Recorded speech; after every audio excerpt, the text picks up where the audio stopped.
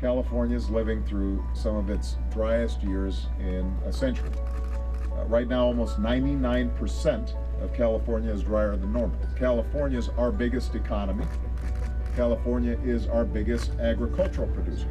So what happens here matters to every working American, right down to the cost of food that you put on your table. And that's why last month, Governor Brown declared a state of emergency.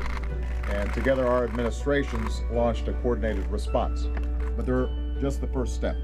Droughts have obviously been a part of life out in the West since before any of us were around. And water politics in California have always been complicated. But scientific evidence shows that a changing climate is going to make them more intense. Scientists will debate whether a particular storm or drought reflects patterns of climate change. But one thing that is undeniable is that changing temperatures influence drought in at least three ways. Number one, more rain falls in extreme downpours, so more water is lost to runoff than captured for use. Number two, more precipitation in the mountains falls as rain rather than snow, so rivers run dry earlier in the year.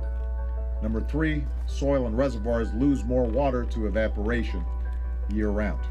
We can't think of this simply as a zero-sum game. It can't just be a matter of there's going to be less and less water, so I'm going to grab more and more of a shrinking share of water.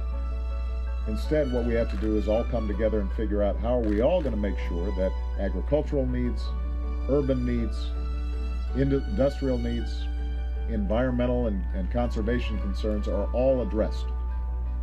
And that's going to be a big project, but it's one that I'm confident we can do. We're going to have to all work together in the years to come to make sure that we address the challenge and leave this incredible land and bounty to our children and our grandchildren in at least as good shape as we found it.